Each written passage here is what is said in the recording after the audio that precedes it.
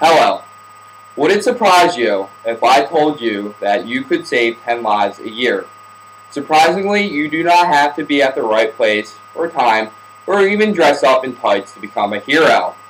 If you began donating blood at the age of 17 and donated every 56 days until you reach the age of 76, you could have donated 48 gallons of blood, potentially helping save more than 1,000 lives. Today, I will shine a light onto the process and facts about donating blood, urging everybody to help this cause. Now imagine you're on your way to some place that you drive every day, a place so common in your life that you feel as though you can drive with your eyes shut. And all of a sudden, somebody runs a red light and BAM! Crashes into your car, setting you off the road. Blacking out and regaining consciousness on a medical table, with people you have never seen before, and the brightest lights in the world looking back at you. Now you're thinking, well, I'm in great hands. I'm in a hospital with trained professionals with advances in technology. I'm good to go. Now for the bad news. The blood supply ran out and they only have a pint left, and you could die over the simple reason of a blood shortage. Whew. This was just a story, but honestly could happen to you or even somebody you know, according to Red Cross. 90% of Americans will need blood at least once in their lives. People in their late teens and early 20s are the new generation of blood donors and are key to the blood supply today. But any healthy person may donate with a limited age restriction. Through research and giving blood, I have come to understand how important it is as a sufficient blood supply is needed. My first experience with giving blood was during a high school blood drive. The process is quick and simple, and the benefit of giving your blood could mean the world to somebody else. The demand for blood is always increasing, and that demand for blood never lets up. Every day, thousands of people need blood transfusions to survive. The blood must go through a series of time-consuming and then used before the blood expires. 14 tests, 11 of which are for infectious diseases, and are performed on each unit of blood donated. All blood has a shelf life of 45 days, no matter the type of blood. Thus, an adequate blood supply is essential to meet supply needs.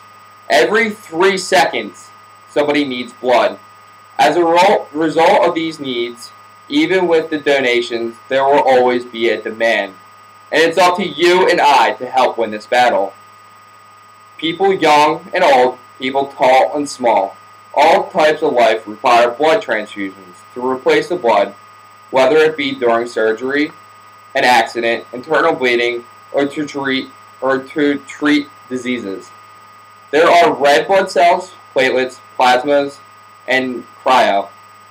And the 2 of the 3 of these products can produce out of 1 pint of blood.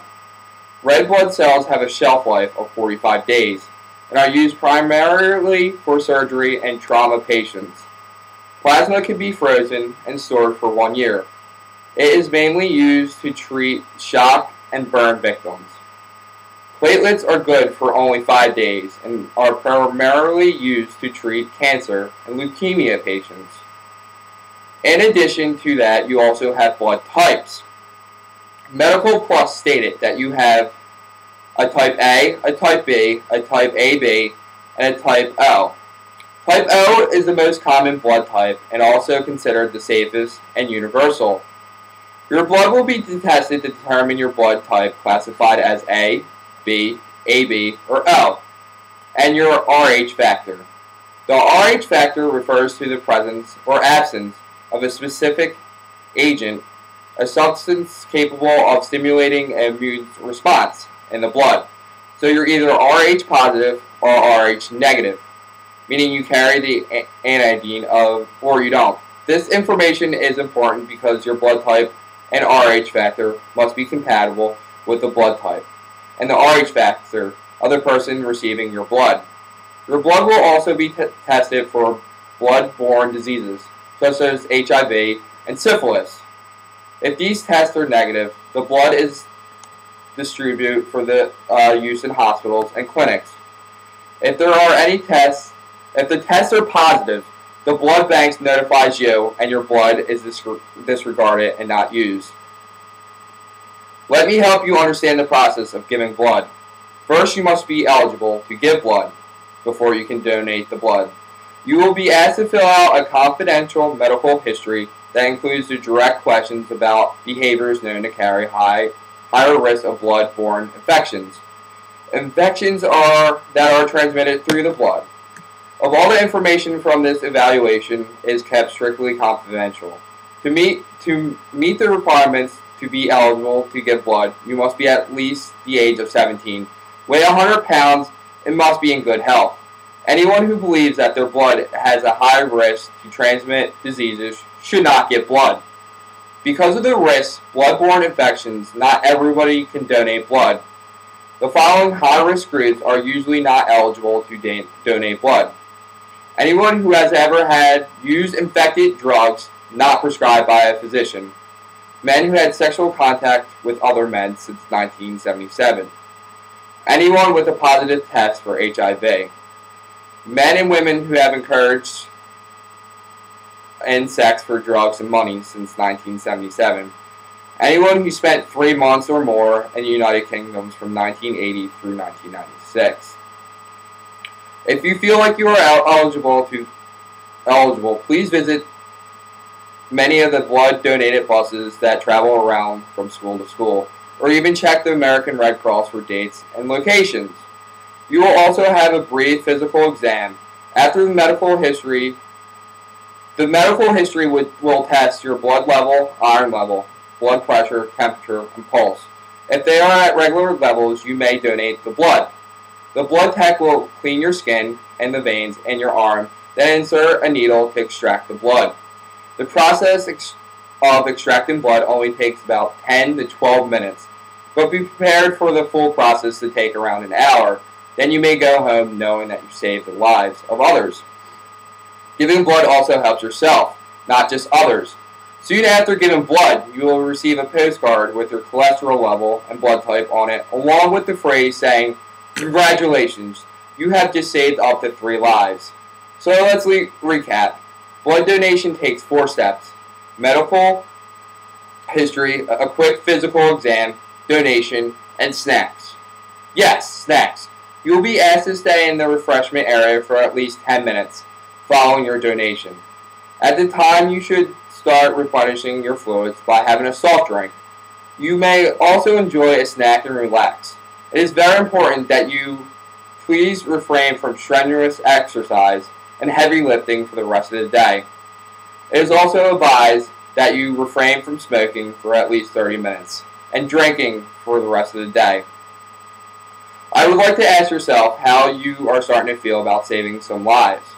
Our current stock of blood is at risk. Our blood is perishable and cannot be manufactured. It must be given, so that there is a constant need for blood at all times.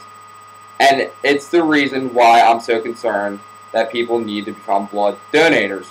According to Rare Blood Types, the article shows us that 50% of our population is eligible to donate blood. Yet out of the 50%, only 5% actually donate. 38,000 blood donations are needed in the hospitals every day around this country. Every single pint of blood that is donated contributes to preserving somebody's life. You may have questions about giving blood. You may be thinking, I would love to give blood, but doesn't it hurt? Well, trust me, besides a little pinch and squeeze, no pain at all. Your body starts to replace the lost fluids within 24 hours and replaces the red blood cells within 6 weeks. Maybe you're thinking you do not want to catch any diseases from the needles that they will be using while extracting the blood. Well, according to America Blood Centers, trained medical technicians only use new syringes that are sterile. The sterile material prevents you from getting any diseases.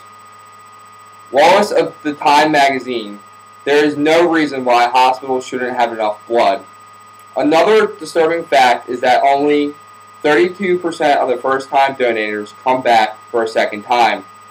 This is most of the time due to the fact that they just can't find the time, or they forget when they're eligible to come back again. We have to work together to break this trend. It is hard to imagine that you do not have to be a superhero or a person at the right place or time to save a life. Now, during this speech, you could have donated a pint of blood that would have saved 3 lives. Doing what I presume you're doing now, which is sitting, relaxing, and even maybe with a can of soda and some snacks by your side. Life comes at us very fast and cannot be predicted. Call your local Red Cross to schedule an appointment today. If you want to learn more, please visit givelife.org. All you would have to do is feel a pinch and watch the miracle of life flow from your body into a plastic bag. A gift of life. Thank you very much.